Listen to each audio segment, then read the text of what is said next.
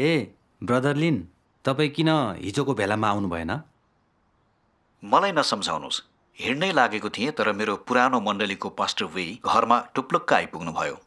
म सर्वशक्तिमान परमेश्वरको विश्वासी भएको सुन्नुभएछ र म त्यो मण्डली भेलामा जानु हुँदैन भनिरहनुभयो। सर्वशक्तिमान परमेश्वरमाथिको विश्वास प्रभुप्रतिको विश्वासघात हो भन्नुभयो। मलाई अत्यन्तै झिझो लाग्यो।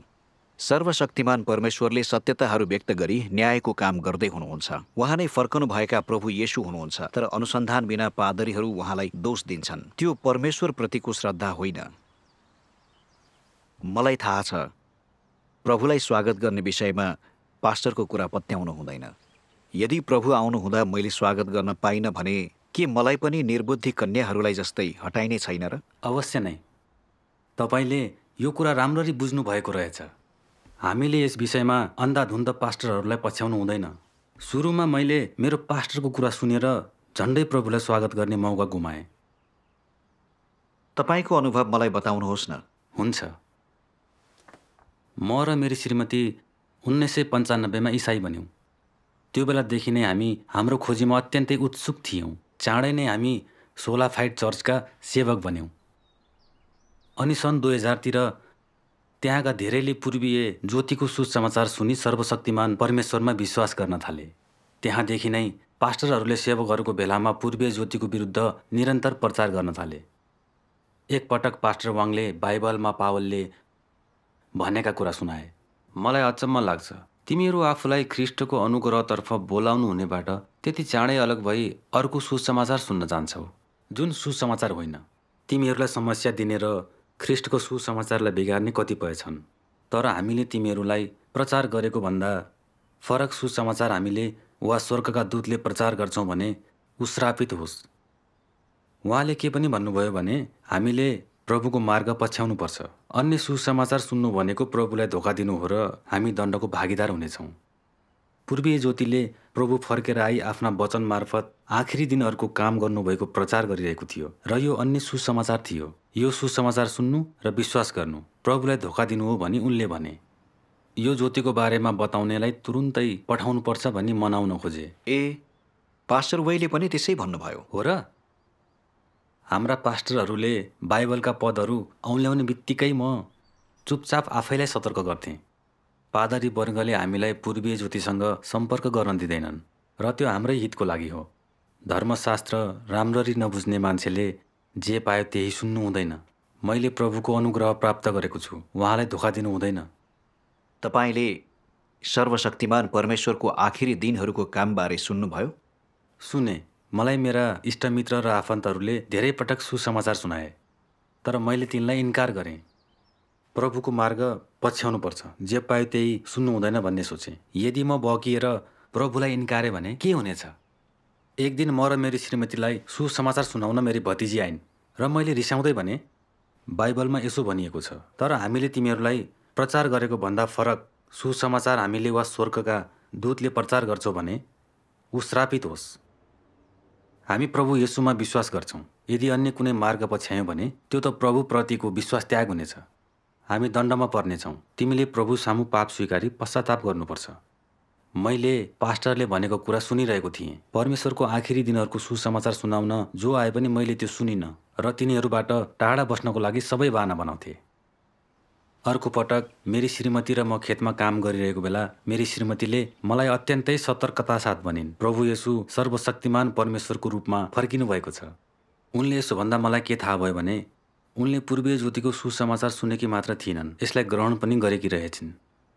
मलाई रिस उठ्यो र उनलाई हप्काउँदै भने, पास्टरहरूले बारम्बार हामीलाई पूर्वीय ज्योतिको कुरा नसुन्नु भनेका छन्, किन तिनीहरूको कुरा सुनेनौ? यसरी परमेश्वरको राज्यमा प्रवेश गर्दैनौ। अन्य मार्ग स्वीकार्नु प्रभुलाई धोका दिनु हो। मलाई एकदम रिस उठिरहेको थियो। अनि मैले बाइबलको यो पद सम्झिएँ, अनि अरूको पापमा सहभागी नबन, आफैलाई शुद्ध राख। उनले पूर्वीय ज्योतिलाई स्वीकार गरेर प्रभुलाई धोका दिएकी हुनाले उनको पापमा सहभागी हुनु हुँदैन भन्ने मलाई लाग्यो। मैले पास्टरलाई यसको बारेमा तुरुन्तै बताएँ ताकि उहाँले उनलाई पछाडि फर्कन मनाउन सक्नुहोस्। यो कुरा सुन्दा उहाँ निकै रिसाउनु भयो र भन्नुभयो, अन्य विश्वासको बारेमा सुन्नु प्रभुलाई धोका दिनु हो र उनलाई मण्डलीबाट निकालिनेछ। उनीसँग कुनै पुस्तक पुस्तिका छन् कि? हेर्नुहोस्, भेटे नष्ट गर्नुहोस्।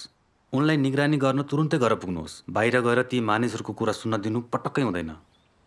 यो कुरा सुनेर मैले के विचार गरेँ भने मेरी श्रीमतीलाई बचाउने एउटै मात्रै उपाय भनेको पास्टरले भनेको कुरा मान्नु हो, नत्र उनलाई प्रभुले इन्कार गर्नुहुनेछ र उनले स्वर्ग जाने मौका गुमाउने छिन्। त्यहाँदेखि मैले मेरी श्रीमतीको कडा निगरानी गरेँ। मैले उनलाई पूर्वीय ज्योतिका मानिसहरूसँग सम्पर्क गर्न दिँदैन थिएँ। काममा जाँदा छोरीहरूलाई उनको निगरानी गर्न लगाउँथे। तिनी भेलाहरूमा लुकेर जाने गर्थिन्। एक दिन म कामबाट घर फर्किँदा मेरी श्रीमतीलाई देखिनँ। तिनी भेलामा गएको थाहा पाएर मलाई साह्रै रिस उठ्यो। जे गरे पनि उनलाई काबुमा राख्न सकिनँ। त्यसैले अलिक कडाइ गर्ने सोचेँ। प्रभुलाई धोका दिएकाले उनी प्रभुबाट फ्याँकिएको म हेर्न सक्दिनँ थिएँ। उनी आएपछि मैले उनलाई पिटेँ। आजसम्म मैले कहिल्यै उनलाई हिर्काएको थिइनँ। मलाई त्यो कुराप्रति नमिठो अनुभूति भयो। तर मैले सोचेँ तिनी गलत मार्गमा पुग्ने छिन् र प्रभुको मुक्ति गुमाउनेछन् भन्ने मलाई डर लागेको थियो। तर मैले जे गरे पनि उनी पूर्वीय ज्योतिमाथिको आफ्नो विश्वासमा दरिलो भई बसिन्। के गर्ने थाहा नभएपछि पास्टर वाङले उनका पुस्तक पुस्तिका नष्ट गर्ने बारे भन्नुभएको कुरा याद आयो। उहाँले ठिक भन्नुभएको थियो। पढ्ने पुस्तक नभएपछि उनले अभ्यास कसरी गर्न सक्थिन् र? रिसले चुर भएर मैले उनको पुस्तक पुस्तिका खोजेर नष्ट गरेँ। तर उनमा पछाडि फर्कने कुनै अभिप्राय थिएन। कसरी कसरी उनी सधैँ मेरो आँखा छलेर भेलाहरूमा जान्थिन् र सधैँ मलाई यो परमेश्वरको आवाज हो होइन बुझ्न उहाँका वचनहरू पढ्नुहोस् भन्थिन्। त्यसो भए पढ्नु भयो त? साँचो कुरा भन्दा म अलिक डगमगाइरहेको थिएँ। किन थाहा छ? मेरी श्रीमतीले सधैँ सहज व्यवहार गर्थिन्। उनी कहिले पनि यस्तो जिद्दी थिइनन्। यसपालि उनी किन मानेनन् मैले बुझिनँ। मलाई पूर्वीय ज्योतिले के प्रचार गर्दैछ र किन उनलाई यसरी तानेको छ भन्ने जिज्ञासा लाग्यो। म सर्वशक्तिमान परमेश्वरका वचन पढ्न चाहन्थेँ। तर जब पास्टरले भनेको कुरा याद आउँथ्यो मैले आफैलाई चेतावनी दिन्थेँ। हामी हाम्रो विश्वासमा प्रभुकै मार्गमा रहनुपर्छ। बाटो बिराएर जानु भनेको प्रभुलाई धोका दिनु हो। त्यसैले मैले इन्कार गर्थेँ। पछि तपाईँले किन मन परिवर्तन गरी यसको अनुसन्धान गर्नुभयो? एक दिन म कोइला खानीमा हुँदा मेरो सहकर्मीले सल्काउन लागेको विस्फोटक पदार्थ अचानक पड्कियो र ऊ त्यही ठाउँमा नै अन्धो भयो। म नजिकै थिएँ तर मलाई केही भएन। त्यो परमेश्वरको सुरक्षा थियो। हो त। म डरले कामिरहेको थिएँ। मलाई सहकर्मीप्रति चिन्ता लागेको थियो तर परमेश्वरले मलाई बचाउनु भएकोमा खुसी पनि थिएँ। घर आइपुग्दा मेरो डर अझै हराएको थिएन र मैले मेरी श्रीमतीलाई त्यस घटनाको बारेमा बताएँ। उनको प्रतिक्रिया यस्तो थियो, उहाँ शारीरिक रूपमा अन्धो हुनुभयो तर तपाईँ आत्मिक रूपमा अन्धो हुनुहुन्छ। मैले सधैँ तपाईँलाई सर्वशक्तिमान परमेश्वरका वचन पढ्नुहोस् भन्दा तपाईँ इन्कार गरी उहाँलाई दोष समेत दिनुहुन्छ। तपाईँ परमेश्वरको सुरक्षाको कारण सकुशल आउनुभयो तर यो उहाँको चेतावनी पनि थियो। उनको यो कुराले मलाई प्रभाव पार्यो। यो साँच्चै परमेश्वरको चेतावनी थियो भने के हुने हो? केही दिनपछि म खानीमा कन्भेयर बेल्ट जाँचिरहेको थिएँ। अचानक मलाई रिङ्गटा लाग्यो र म झन्डै बेल्टमा लडेँ। बाल बच्नुभयो? हो त। डरले मलाई चिसो पसिना आयो र म लडेको भए त मसिनो किमा हुने थिएँ। म यति आत्तिएको थिएँ कि त्यो भन्नै सक्दिनँ र घर आइपुगेपछि यसको बारेमा श्रीमतीलाई भने। मैले सोधेँ, विश्वासी भएकोले मलाई किन सुरक्षित राखिँदैन? के भइरहेको छ? उनले भनिन्, प्रभु येशू फर्केर आइसक्नु भएको छ। उहाँ सर्वशक्तिमान परमेश्वर हुनुहुन्छ। तपाईँ उहाँको विरोध गरिरहनुहुन्छ। त्यसैले तपाईँलाई यो परमेश्वरको चेतावनी हो। ठिक भन्नुभयो। तपाईँले उहाँसँग लडाइँ गर्नु छोड्नुपर्छ।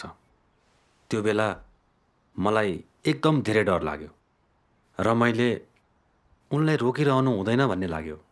तर त्यसपछि मलाई पास्टरले उनले प्रभुलाई धोका दिँदै अन्य मार्ग पछ्याइरहेकी छिन् र यो परमेश्वरले मलाई जाँच गर्नुभएको हो र म उहाँको पक्षमा खडा हुनुपर्छ भन्नुभएको कुरा याद आयो। उनले मलाई विश्वस्त तुल्याउँदा म डगमगाउने छु भन्ने डरले मैले यसबारेमा थप विचार गर्ने आँट गरिनँ।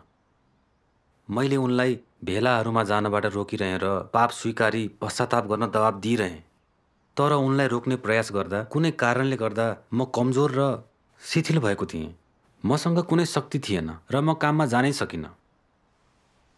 म लास जस्तो भएर ओछ्यानमा सुतिरहेँ। मैले प्रभुसँग प्रार्थना गरिरहेँ तर सुधार भएन। उनले मलाई सर्वशक्तिमान परमेश्वरलाई पुकार्नुहोस्, उहाँले मात्रै तपाईँलाई मुक्ति दिन सक्नुहुन्छ भनिन्।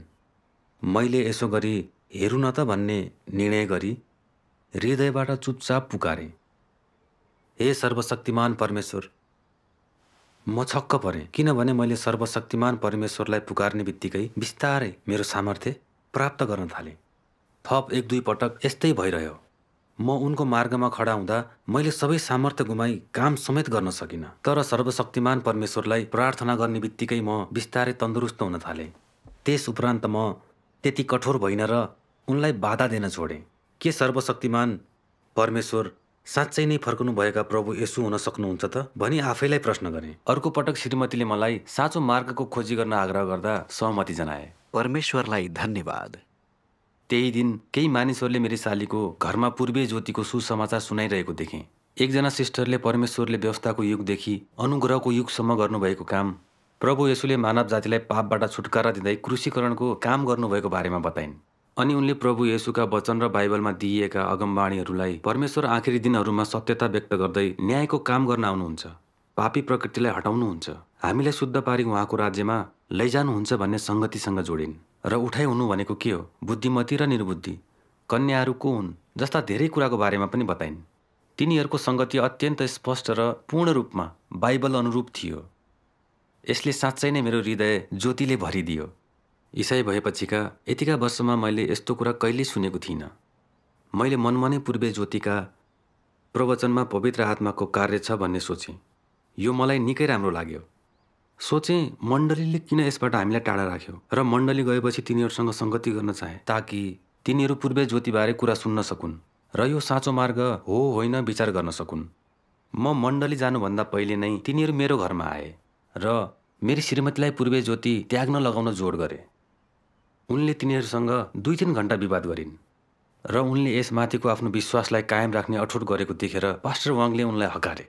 तपाईँ सुन्न नमान्ने तर पूर्वीय ज्योतिमा विश्वास गर्न जिद्दी गर्ने, त्यो त प्रभुप्रतिको धोका हो। तपाईँ प्रभुबाट टाढिँदा सुरक्षित हुनु हुँदैन र तपाईँलाई केही हुँदा मण्डली तपाईँको लागि आउने छैन। अर्को पास्टरले पनि उनलाई ठुलो स्वरमा गाली गर्यो। तपाईँले प्रभुलाई पिठ्यू फर्काइरहनु भएको, पाप स्वीकार गरेर पश्चाताप गर्नुपर्छ, नत्र तपाईँलाई मण्डलीबाट निकालिनेछ। तिनीहरू मेरी श्रीमतीले भुइँमा घुँडा टेकी पाप स्वीकारोस् भन्ने चाहन्थे। तिनीहरूको आक्रामक शैलीदेखि मलाई साँच्चै नै झिझो लाग्यो र मैले विचार गरेँ, यदि उनको विश्वास सही छैन भने पनि तपाईँहरूले आफू खुसी आलोचना गर्ने र दोष दिने गर्न सक्नुहुन्न। तपाईँहरू क्षमाशील प्रेमपूर्ण भई उनीसँग धैर्यता साथ सङ्गति गर्नुपर्छ। प्रभुको इच्छा त्यही हो। तपाईँहरू कसरी त्यति तानाशाही हुन सक्नुहुन्छ? त्यो रात म सुत्न नसकेर कोल्टे फिरिरहेको थिएँ। पास्टर भएर पनि किन तिनीहरूले दाजुभाइ दिदीबहिनीहरूलाई त्यस्तो व्यवहार गरे मैले बुझ्न सकेको थिइनँ। प्रभुले सिकाउनु भए जस्तो तिनीहरूसँग अलिकति पनि प्रेम, करुणा र सहनशीलता थिएन। ती कस्ता पादरी वर्ग हुन्? मलाई अझै के कुराले छक्क पार्यो भने मण्डलीमा मेरी श्रीमतीको बारेमा झुटो हल्ला तुरुन्तै फैलियो। सबैले उनले पूर्वीय ज्योतिमा विश्वास गरेकाले दिमाग ठेगानमा छैन भने मलाई रिस उठ्यो। एउटा बेलामा मैले पास्टर वाङलाई सोधेँ, मेरी श्रीमतीलाई केही भएको छैन, किन उनलाई बौलाई भन्नुभयो? यस्तो हुँदै नभएको कुरा कसरी निकाल्न सक्नुहुन्छ? उहाँले कति पनि नसोचे यसो भन्दा म त चकित भएँ। हामीलाई अरू विश्वासीले पनि पूर्वीय ज्योतिलाई पछ्याएर प्रभुलाई धोका देलान् भन्ने डर छ। तिनीहरूको जीवनको चिन्ताले गर्दा यसो गरिएको हो। मानिसहरूलाई पूर्वीय ज्योतिबारे बुझ्न नदिन तिनीहरू सत्यतालाई बङ्ग्याउन र झुट फैलाउन राजी थिए। ठिक भन्नुभयो। त्यो कुरा पास्टरको मुखबाट निस्केको सुन्दा मलाई पत्याउनै गाह्रो भयो। प्रभु येशूले भन्नुभएको छ, तर तिमीहरूको बोली वचन होलाई हो, होइनलाई होइन भन्ने होस्। यीभन्दा बढी जे छ त्यो दुष्टबाट आउँछ। उहाँले इमान्दारीपूर्वक बोल्न सिकाउनु भएको छ। हामीले झुटो बोल्ने, ठग्ने वा झुटो कुरा निकाल्ने गर्नु हुँदैन। तर पास्टरहरू त सिधै झुट बोलिरहेका थिए र तिनीहरूलाई यसप्रति खेद समेत थिएन।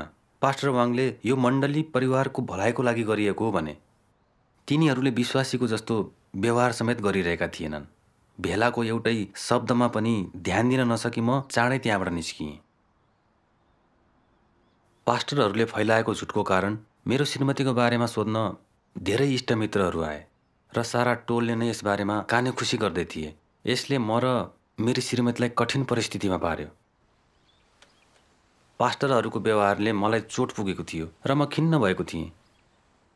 मैले निरन्तर प्रार्थना गरिरहेको थिएँ, हे प्रभु, विश्वासीहरूलाई पूर्वीय ज्योतिको बारेमा बुझ्नबाट रोक्नको लागि पास्टरहरू मेरी श्रीमतीबारे झुट फैलाइरहेका छन्। म तिनीहरूको कार्यलाई अलिकति पनि स्वीकार्दिनँ।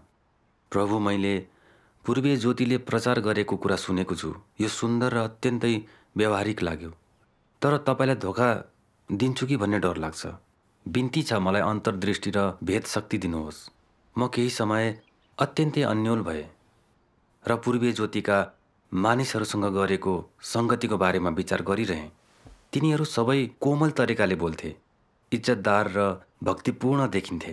प्रभुका वचन सम्बन्धी त्यो सङ्गतिले अन्तर्दृष्टि दिन्थ्यो। त्यो पास्टरहरूले बोलेको जस्तो पटक्कै थिएन। तर यदि यो नै साँचो मार्ग हो भने किन पास्टर र एल्डरहरू यसलाई स्वीकार्दैनन्, अरूलाई अनुसन्धान गर्न दिँदैनन्?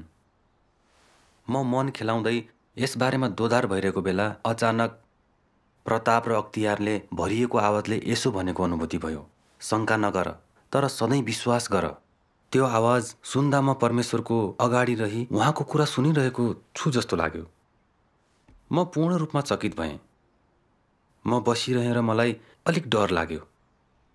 मलाई प्रकाशको पुस्तकको यो अगमबाडी याद आयो, आत्माले मण्डलीहरूलाई के भन्नुहुन्छ, सो कान हुनेले सुनोस्।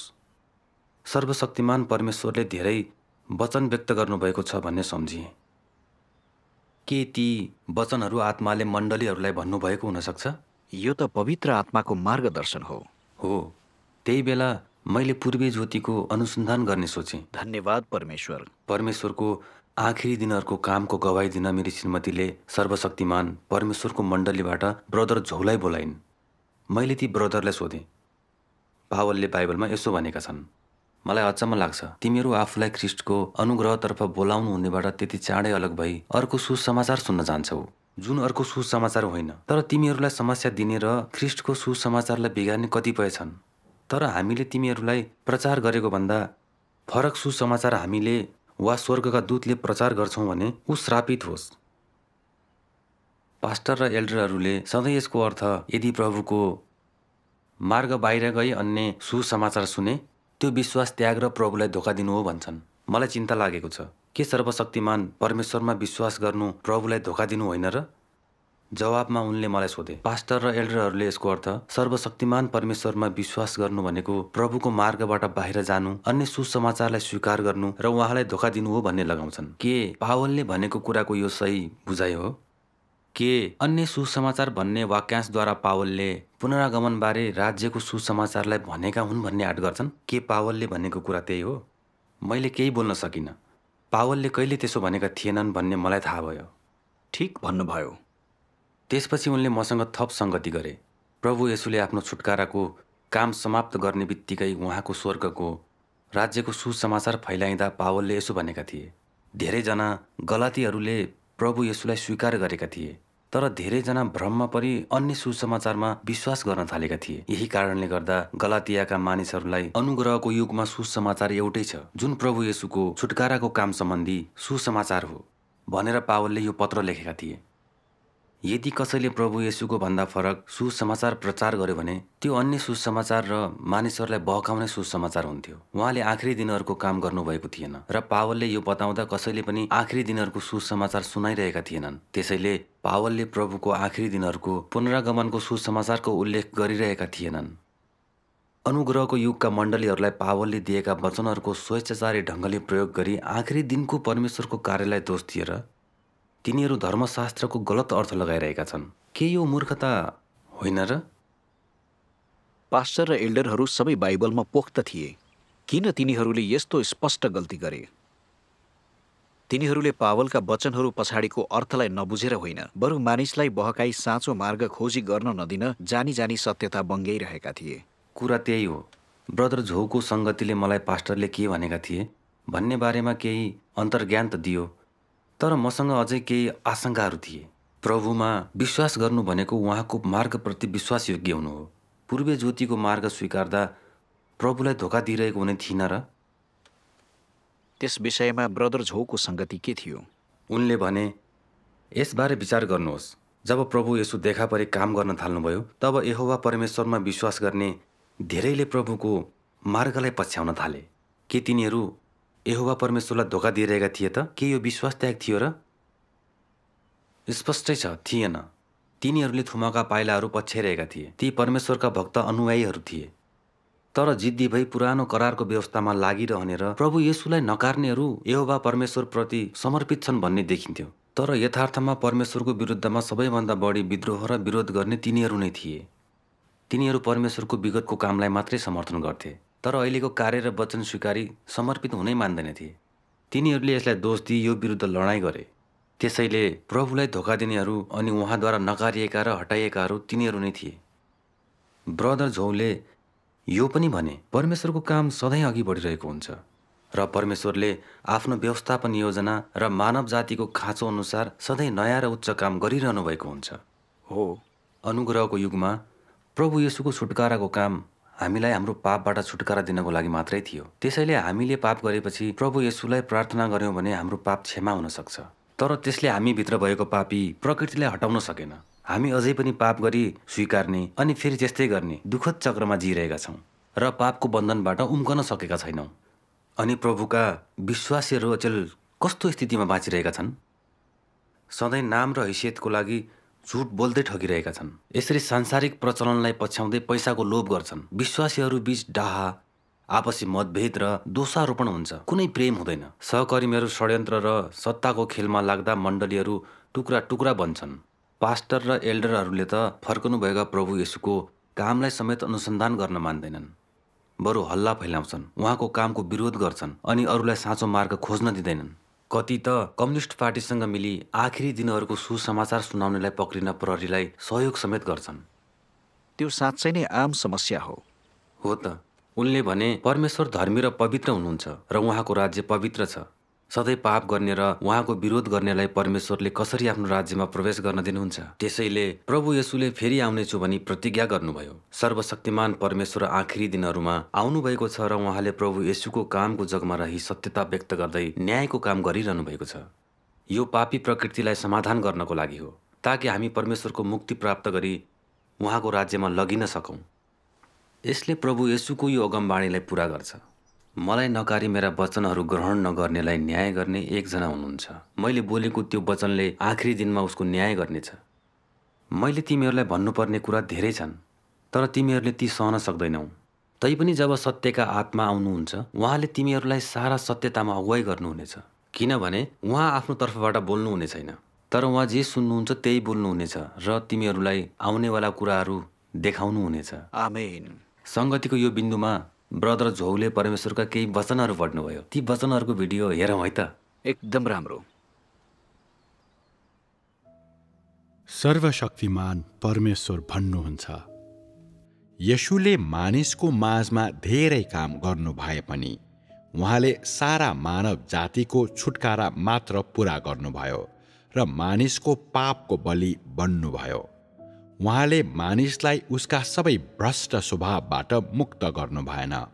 मानिसलाई पूर्ण रूपमा शैतानको प्रभावबाट मुक्त गर्नको निम्ति येशूले पापको बलि बनेर मानिसको पापहरू बोक्न मात्र आवश्यक थिएन, तर मानिसलाई शैतानी रूपमा भ्रष्ट पारेको उसको स्वभावबाट पूर्ण रूपमा छुटकारा दिन परमेश्वरले अझ ठुलो काम गर्नु आवश्यक थियो। यसैले अब मानिसका पापहरू क्षमा गरिएका छन्। मानिसलाई नयाँ युगतिर डोर्याउन परमेश्वर देहमा फर्केर आउनुभयो र दण्ड अनि न्यायको काम सुरु गर्नुभयो। यो कामले मानिसलाई एक उच्च क्षेत्रमा पुर्यायो। उहाँको प्रभुत्व मुनि आउनेहरू सबैले अझ उच्च सत्यको आनन्द लिनेछन् र अझ ठूला आशिषहरू प्राप्त गर्नेछन्। तिनीहरू साँच्चीकै ज्योतिमा जिउनेछन् र तिनीहरूले सत्य, बाटो र जीवन प्राप्त गर्नेछन्। यहोवाको कामपछि येशू मानिसहरूको माझमा उहाँको काम गर्न देह बन्नुभयो। उहाँको काम एक्लोपनामा गरिएको थिएन, तर यहोवाको काममाथि निर्माण गरिएको थियो। यो एउटा नयाँ युगका निम्ति काम थियो, जुन परमेश्वरले व्यवस्थाको युग अन्त्य गर्नु भएपछि गर्नुभयो। त्यसरी नै येशूको काम समाप्त भएपछि परमेश्वरले अर्को युगका लागि आफ्नो काम गर्न अघि बढ्नुभयो, किनकि परमेश्वरको सम्पूर्ण व्यवस्थापन सधैँ अगाडि बढिरहेको छ। जब पुरानो युग बित्छ, त्यसको स्थानमा एउटा नयाँ युग आउँछ, अनि एकपटक पुरानो काम पूरा भएपछि परमेश्वरको व्यवस्थापनलाई निरन्तरता दिने त्यहाँ नयाँ काम हुनेछ। यो देहधारण परमेश्वरको दोस्रो देहधारण हो, जसले येशूको कामलाई पछ्याउँदछ। निश्चय यो देहधारण स्वतन्त्र रूपमा हुँदैन। यो व्यवस्थाको युग र अनुग्रहको युग पछिको तेस्रो चरणको काम हो। प्रत्येक पल्ट जब परमेश्वरले कामको नयाँ चरण थाल्नुहुन्छ, त्यहाँ सधैँ नयाँ सुरुवात हुनु पर्दछ र त्यसले सधैँ एउटा नयाँ युग ल्याउनु पर्दछ। त्यस्तै प्रकारले परमेश्वरको स्वभावमा, उहाँको काम गर्ने तरिकामा, उहाँको काम गर्ने स्थानमा र उहाँको नाउँमा पनि त्यही अनुरूप परिवर्तनहरू हुन्छन्। त्यसैले नयाँ युगमा मानिसलाई परमेश्वरको काम स्वीकार गर्न गाह्रो हुनु कुनै अचम्म मान्नुपर्ने कुरा होइन।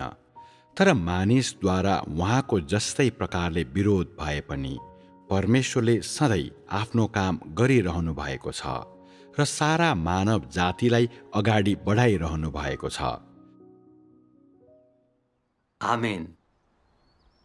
यो पढेपछि उनले भने, सर्वशक्तिमान परमेश्वरले न्यायको काम गर्नुहुन्छ र यो प्रभु येशूको छुटकाराको काम र व्यवस्थाको युगमा यहोवा परमेश्वरले गर्नुभएको कामभन्दा फरक भए तापनि यो काम ती दुई चरणको कामको जगमा आधारित छ।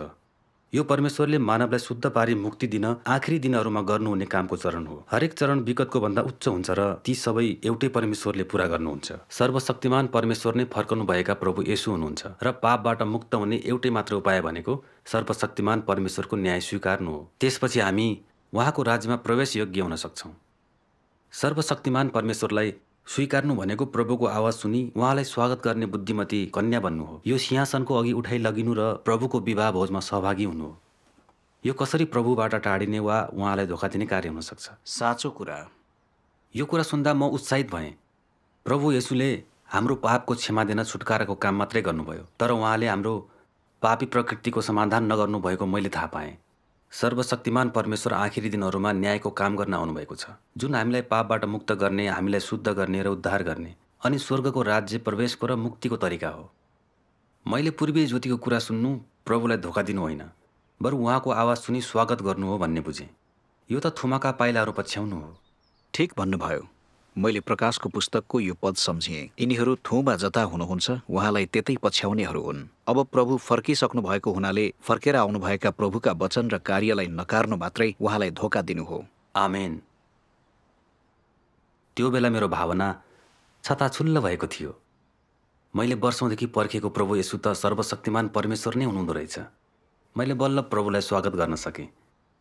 मैले मेरो जीवनकालमा नै प्रभुको आवाज सुनेर उहाँलाई स्वागत गर्न सकेँ। कस्तो ठुलो आशिष। तर प्रभुलाई त्यसरी स्वागत गर्नेछु भनेर कहिल्यै सोचेको थिइनँ।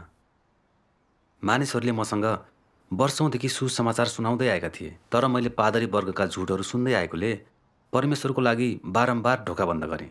श्रीमतीको सर्वशक्तिमान परमेश्वरप्रतिको विश्वास अनि पादरी वर्गले उक्साएकाले परमेश्वरका वचनका प्रतिहरू पनि नष्ट गरेँ। म साँच्चै दण्डनीय थिएँ, परमेश्वरको अघि आउन योग्य थिइनँ। पास्टर र एल्डरहरू सबैले बाइबल राम्ररी जानेका थिए र धेरै वर्षदेखि प्रभुको सेवा गरेका थिए। कसरी तिनीहरूले धर्मशास्त्रको खण्ड लिई मानिसलाई बहकाउन, गलत रूपले अर्थ्याउने अनि साँचो मार्गको खोजी गर्नबाट रोक्न हल्ला फिजाउन सके? त्यो बेला म यो कुराप्रति पनि अन्योल भएको थिएँ। भेलामा दाजुभाइ दिदीबहिनीसँगको सङ्गतिपछि मैले यी कुरालाई राम्ररी बुझेँ। मलाई यो कुरा सुन्न मन लाग्यो। ब्रदर, प्रभु येशू काम गर्न आउनुभएको बेलाको बारेमा विचार गर्नुहोस्। उहाँलाई दोष दिन र विरोध गर्न किन फरिसीहरूले झुटहरू निर्माण गरे? यूहन्नाको सुसमाचारको 11 अध्यायको पद 47 र 48 यसो भनिएको छ, तब मुख्य पुजारीहरू र फरिसीहरू भेला भएर भने, हामी के गरौँ? किनकि यो मानिसले धेरै आश्चर्य कर्महरू गर्छ। यदि हामीले उसलाई छोडिदियौँ भने सबैले उमाथि विश्वास गर्नेछन् अनि रोमीहरू आउनेछन् र हाम्रो स्थान र जाति दुवैलाई लैजानेछन्।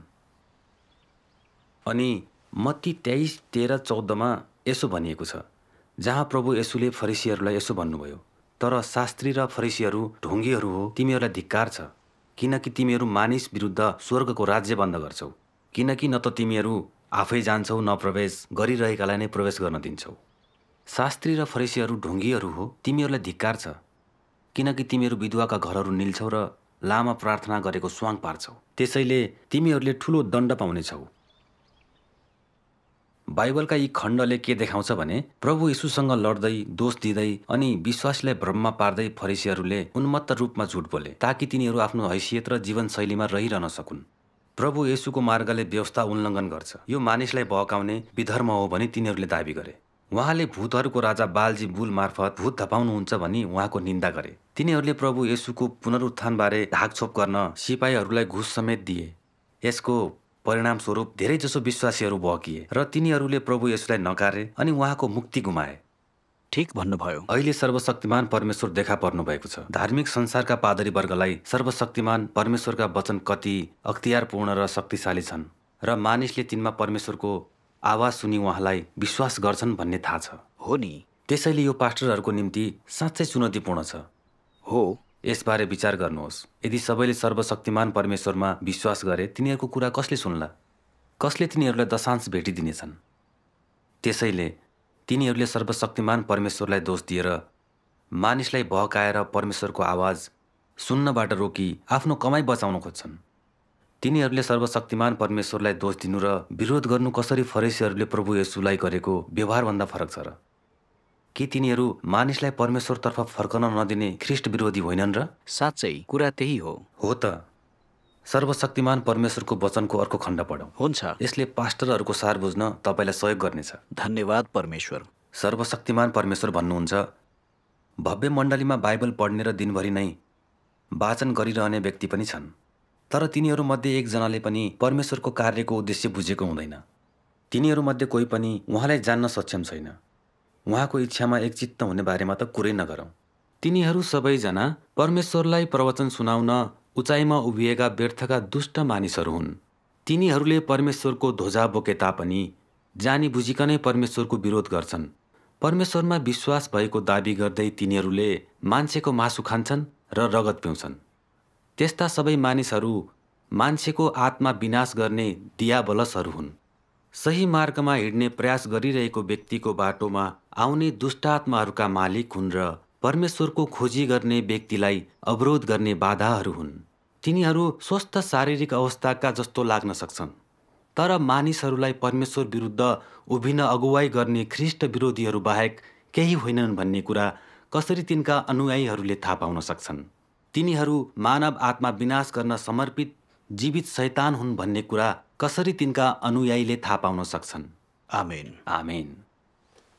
पास्टरहरूले आफ्नो बगालको रक्षा गरिरहेको दाबी गर्छन्, तर यथार्थमा तिनीहरू आफ्नै हैसियत र आयको रक्षा गरिरहेका हुन्छन्। त्यो साँचो कुरा हो। पास्टरहरूलाई बाहिरी रूपमा भक्त मात्रै देख्ने गरेको थिएँ, तर तिनीहरूको मनसाय मैले बुझ्न सकेको थिइनँ। त्यसैले मलाई मूर्ख बनाउन सके।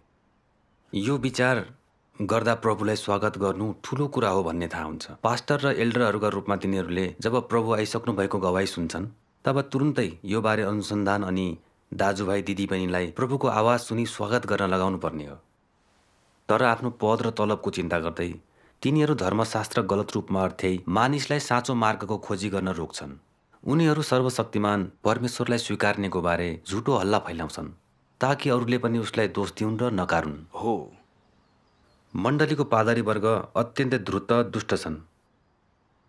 आफ्नो पद र जीवनशैलीको लागि राज्यमा प्रवेश गर्ने दाजुभाइ दिदीबहिनीको मौकालाई नष्ट गर्न हिचकिचाउँदैनन्। यो घृणास्पद कुरा हो। ती पादरीहरू परमेश्वर विरोधी, ख्रिस्ट विरोधी हुन्। तिनीहरू परमेश्वरका शत्रु हुन्। म पहिले कसरी त्यति मूर्ख र अज्ञानी हुन सकेँ? म छक्क पर्छु। मैले प्रभुका वचन सुनेर होइन, पास्टरहरूको झुटलाई सुनि उहाँमा विश्वास गरेको थिएँ। धार्मिक धारणाहरूमा लागिपरि परमेश्वरको निम्ति बारम्बार ढोका बन्द गरेको थिएँ। पादरी वर्गसँग मिली श्रीमतीलाई सर्वशक्तिमान परमेश्वरमा विश्वास गर्न रोकेको थिएँ। तिनीहरूले मलाई झन्डै बर्बाद गरे। कस्तो डरलाग्दो कुरा।